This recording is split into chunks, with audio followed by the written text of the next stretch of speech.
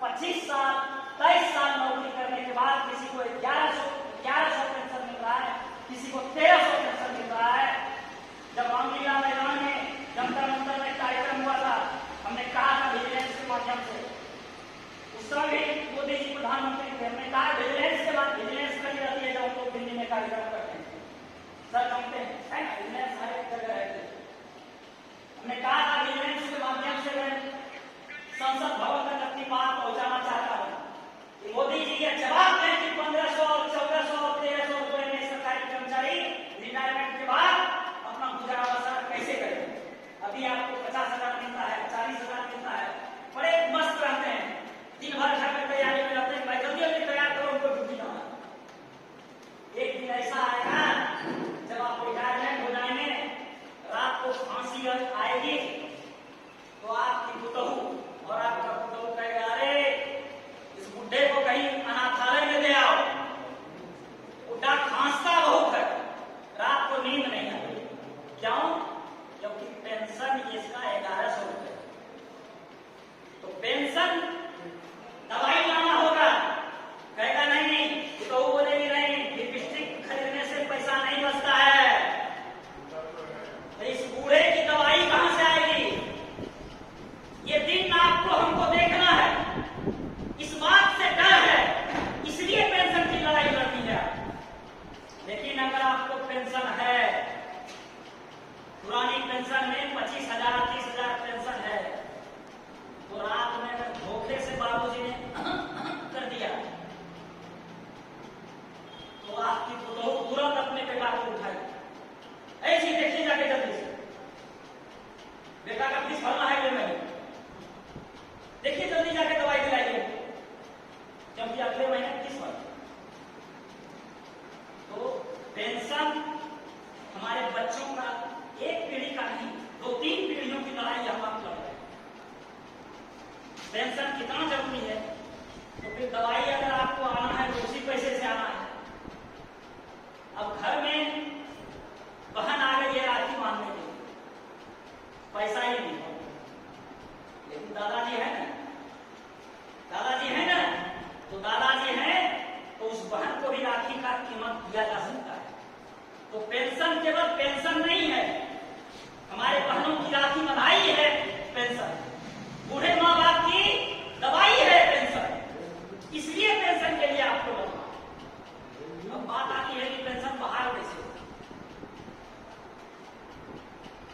है ना, सवाल होता है कि पेंशन बाहर कैसे। इस देश में एक ऐसा अभी भी राज्य है, पहले इस बात को समझिए, केंद्र सरकार ने पेंशन बंद किया, धीरे धीरे राज्य सरकारों ने पेंशन बंद किया। उसमें से एक ऐसा स्टेट था, वह है पश्चिम बंगाल, जिन्होंने आज तक पुरानी पेंशन बंद नहीं की। दूसरा स्टेट था त्रिपुरा, एक तीसरा स्टेट था केरल। इस 3 स्टेट में पुरानी पेंशन ही रही, नई पेंशन स्कीम को लागू नहीं किया। लेकिन जैसे ही वहां कांग्रेस और बीजेपी की सरकार बनी, फिर से तुरंत उसको न्यू पेंशन स्कीम लागू कर दिया। न्यू पेंशन स्कीम समझने में किसी को कोई दिक्कत नहीं है, उसका कुछ बोलना नहीं है। अब बात आती है कि पेंशन बाहर कैसे होगी, ये जानना चाहते होंगे, इसका कुछ एग्जाम्पल आपको देंगे, पेंशन बाहर कैसे होगी।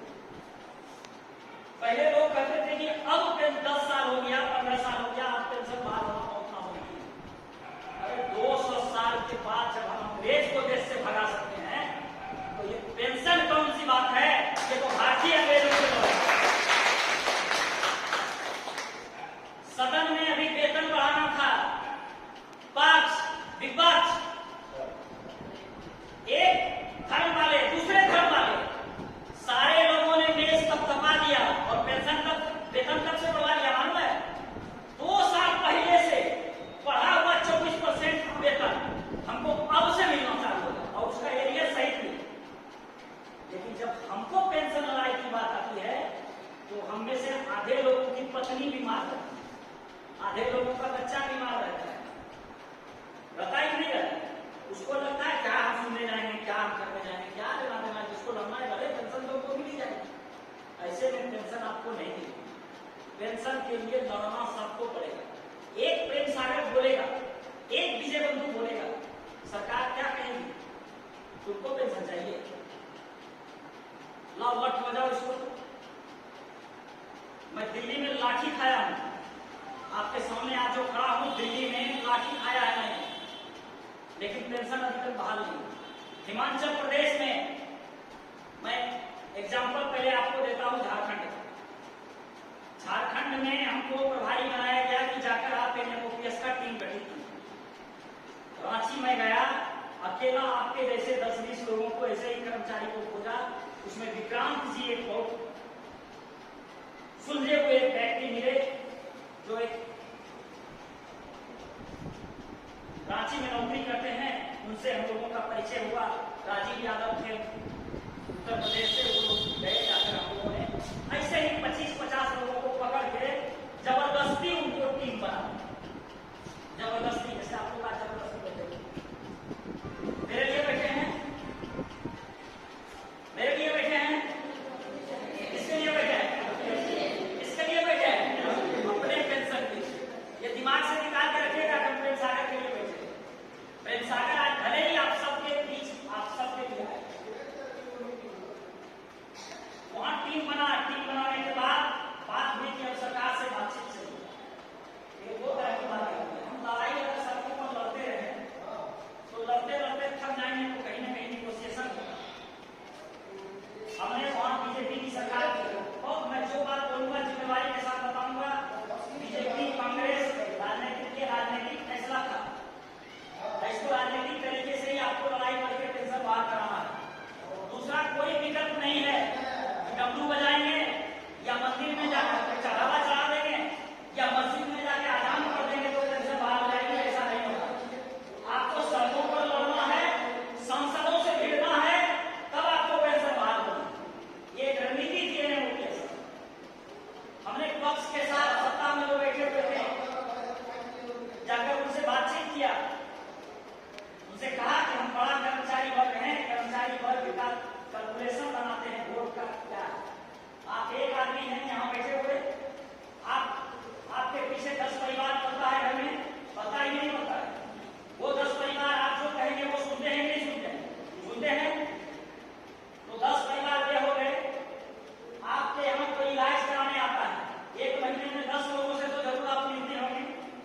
उनको आप ऐसे संपर्क हो जाते हैं कि 10 परिवार को आप प्रभावित तो कर सकते हैं। जो शिक्षक हैं, जो बिजली कर्मी हैं, जो अन्य कर्मी हैं, आम पब्लिक के बीच में जाते तो हैं। वहां भी यही रणनीति बनी झारखंड में। हम आज से यही चीज तय करेंगे कि भाई पेंशन के लिए बात करें। सरकार के साथ डिस्कशन हुआ कि भाई आप पेंशन बाहर करिए, सारा कर्मचारी, सारा शिक्षक आपको वोट देगा और अजय बहुमत से आपको जिताया। उन्होंने कहा कि कर्मचारियों के वोट से हम चुनाव नहीं जीतते। हम जब चुनाव आता है तो पूरा वोट कर पैसा मारते हैं, दारू बांटते हैं, हमको वोट मिल जाता है, हमारे वोट का कोई जरूरत नहीं। सरकारी कर्मचारियों ने कहा, विकास के नेतृत्व में जितने सब लोगों ने कहा, मैं जा रहा हूं और अब मैं आपको सरकारी कर्मचारियों की ताकत दिखाऊंगा। विक्रांत जी के नेतृत्व में पूरे जिला स्तर पर, प्रखंड स्तर पर, ग्राम स्तर, पंचायत स्तर पर जितने कर्मचारी थे, सारे कर्मचारियों को सबने लामबंद किया और अपने घर पर उन्होंने एक नारा दिया। घर के बाहर उन्होंने एक बोर्ड बनाया, 200 रुपए प्रत्येक कर्मचारी ने खर्च किया। कहा ये काम तो ये 200 रुपए की अपना खर्च नहीं करना। वो बोला था ना कि 200 रुपए में हम वोट खरीद लेते हैं, उसी से पैसा लेना है। एक बोर्ड बना देना और घर के दरवाजे लगा देना है जाकर बाहर में, जो पुरानी पेंशन बहाल करेगा वही देश पर राज करेगा। No OPS, no vote. अगर आप पेंशन नहीं देंगे तो हम आपको वोट न देंगे। सरकारी कर्मचारियों से पुरानी पेंशन नहीं बहाल करने के कारण वोट मांगकर हमको शर्मिंदा न करें। इस तरह से मजबूती के साथ वो प्रखंड, पंचायत, प्रखंड और जिला स्तर से वो कार्यक्रम तय किए और मोहनाबाद के मैदान में आश्चर्य लगेगा आपको, विकलांग लोग जो चल नहीं सकते थे वो लोग मैदान में आए। बारिश हो रही थी, सत्ता पक्ष को बुलाया गया, महिलाएं 6-6 महीने के बच्चे को लेकर गोद में बांधकर उस मैदान में आई। संजोग या दुर्भाग्य कहिए उसी दिन बारिश शुरू हो गई। हम लोग वहां मैदान में थे, सारे लोग पूरे रांची का छाता खरीद कर ले आए, लेकिन वो लोग बोले आज मैदान से हम हटेंगे। वो आंदोलन ऐसा लगता था, फोटो आपको भेजेंगे, वो ऐसा लग रहा था छाता आंदोलन। पूरा मैदान मोहनाबादी मैदान छाते से पट गया। इसके बाद सत्ता पक्ष के लोग डर के मारे आए ही, क्योंकि हम लोग टीम तैयार थी, उससे सवाल जवाब होना था कि आप पेंशन क्यों नहीं बहाल करेंगे। देश पर पेंशन बोझ नहीं है, देश पर बोझ ये सांसद विधायक हैं। आप घड़ी, जूता, चप्पल, घड़ी जितना भी सामान यूज करते हैं, हर एक टर्म में सरकार को पेंशन देते हैं। सरकार बोलती है कि हम मुफ्त में आपको अनाज बांटते हैं, मुफ्त में आपको पेंशन देते हैं। बेशरम निर्लज्जो सांसदों, विधायकों, मुफ्त में तुम लोग बोलते हो, कर्मचारी कहीं किसी पर बोलते हैं। कोई नरेंद्र मोदी या कोई वाजपेयी, कोई कांग्रेस का भी नेता कोई हो, तो वो अपने बाप के घर से पैसा नहीं लेता है। वो सारा पैसा हमारा और आपका जनता का पैसा है। जनता के पैसा से ही पेंशन देना है। वो लेते हैं जनता के पैसे से पेंशन, और हमको कहते हैं तुम एनएसडीएल से शेयर मार्केट से जाके लो पेंशन। यह अन्याय है, लेकिन हम लोग समझ नहीं पा रहे हैं, हम लोग अपनी लड़ाई के लिए तैयार नहीं हो पा रहे हैं। उसी दिन विपक्ष, फिर मैं आता हूं झारखंड पर, विपक्ष का नेता आया, हेमंत सोरेन आया मंच पर। हेमंत सोरेन जी से पूछा गया आपका हम लोगों के पेंशन के बारे में क्या राय है। हम यहीं से लौटेंगे तो बहुत सोच समझ कर लौटेंगे। और चुनाव सिर्फ 3 महीना था, आचार संहिता लागू नहीं हुई। उन्होंने उनको मंच पर खड़ा किया, मंच पर से कहा गया आप बताइए कि पेंशन देना जरूरी है नहीं। उन्होंने मजबूर हो गए मंच पर से, और उन्होंने घोषणा किया वहीं से हमारी सरकार बनेगी तो पहली कैबिनेट में हम पुरानी पेंशन बहाल करेंगे, चुनाव में हमको साथ दीजिए। सारे कर्मचारियों ने वहां मोमबत्ती खड़ा करके शपथ लिया।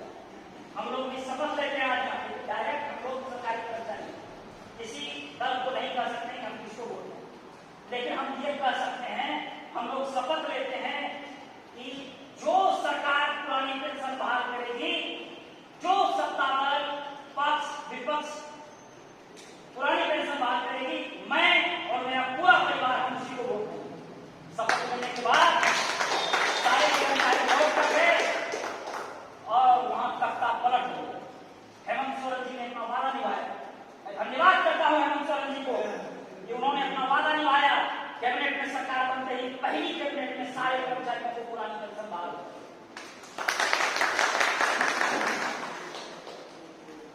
110% उम्मीद रखिए, मैं दावे के साथ आज कहते जा रहा हूं, देश इस परिस्थिति में है 110% पुरानी पेंशन बहाल होगी। लेकिन बहाल तब होगी जब ये चिटुट कुटुम लोग बैठकर आंदोलन करेंगे तो पेंशन बहाल होगी। आप भी अगर आए हैं, कब लोग आए हैं, तो अपने आप को कम मत करो। एक बहुत सिंपल सा एग्जाम्पल देता है, घर में गैस चूल्हा है ना, 4000 का गैस चूल्हा आता है, सिलेंडर 1300 का आता है, और माचिस 2 है ना, माचिस 2, माचिस की कोई कीमत नहीं। आज से हम लोग यहां से तय करके जाएं कि हम लोग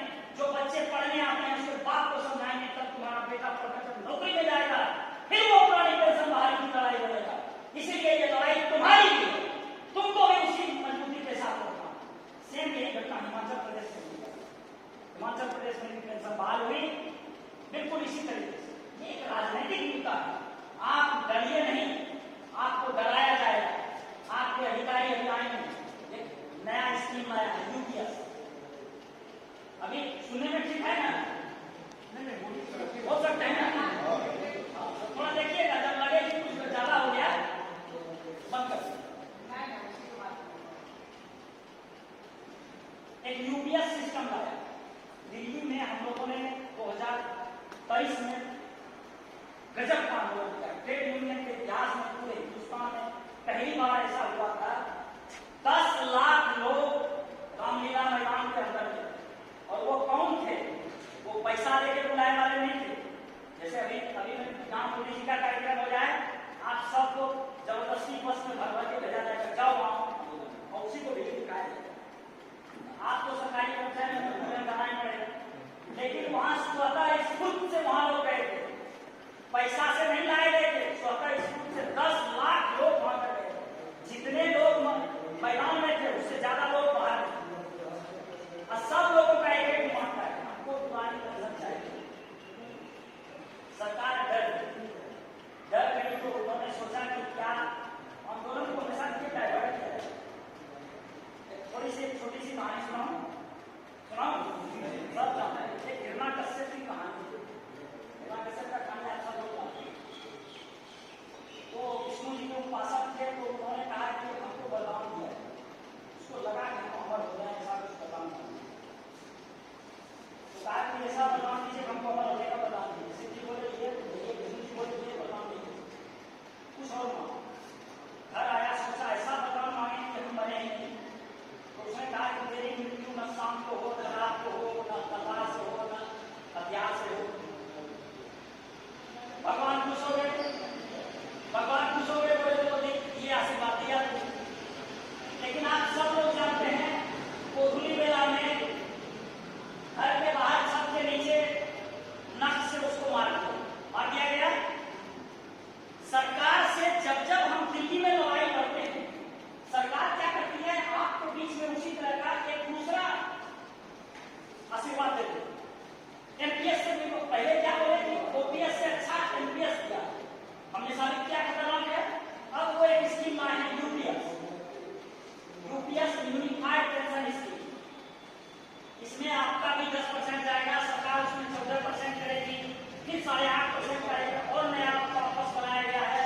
मैं डिटेल से तो बहुत सारे कर्मचारी रहे हैं, तो मैं एमपीएस, यूपीएस, ओपीएस पर डिटेल डिस्कशन करूंगा। अभी कम लोग हैं, पहले आप लोग अपने क्षेत्र में काम करें। ये पूरे शेयर मार्केट में क्यों लगाए जाएंगे? पुरानी पेंशन संचित निधि से दिया जाता है सर,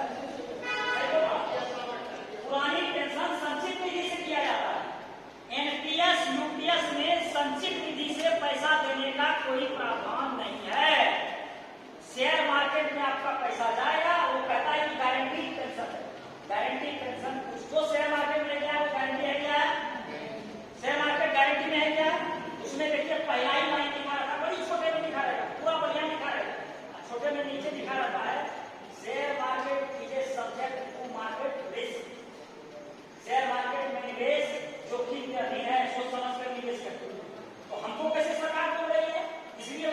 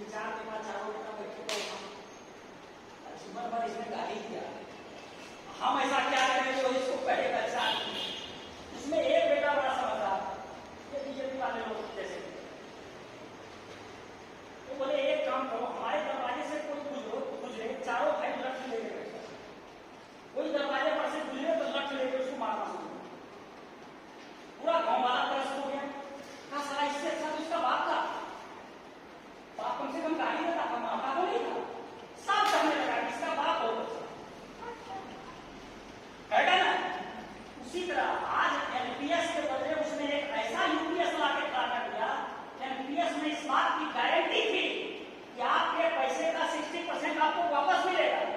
यूपीएस में कह रहा है कि पूरा पैसा हमारा करेंगे और उसके बदले में 10,000 आपको पेंशन देंगे या 12,000 पेंशन देंगे। वो यूनिट में कन्वर्ट करेगा, उसका डिटेल है, मैं बात करवाऊंगा, उसके अनुसार आपको पेंशन देंगे। ये उससे भी खतरनाक हो गया। हमारा अगर 1 करोड़ पैसा जमा है, 60 लाख तुम रख लो, 5 साल में हम रिटायर हो जाएंगे, 10 बजे 50,000 दो, कहानी खत्म। उसके बाद कोई प्रॉब्लम नहीं। इतना खतरनाक नियम डाल दिया। तो अब सब कहता है जैसे ठीक है, तो बात तो वही कहानी वाली बात हो गई।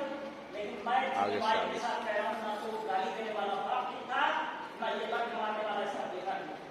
होना क्या चाहिए था कि जो सामाजिक ग्रुप है वैसा आगे से वहां से तो जो हमको पुरानी पेंशन बहाल थी वो भी लड़ाई लड़के मिला, वही पुरानी पेंशन हमको चाहिए। जब हिमाचल प्रदेश दे सकता है, समझ रहे हैं, उसकी अर्थव्यवस्था नहीं टूटी। आज भी पश्चिम बंगाल पूरे देश में अर्थव्यवस्था के मामले में अभी भी वो 4थे और 5वें स्थान पर है, जबकि वो पुरानी पेंशन दे रहा है। तो कहां वो डूब गया? आगे बढ़े सुबह तो नहीं बोली। हिमाचल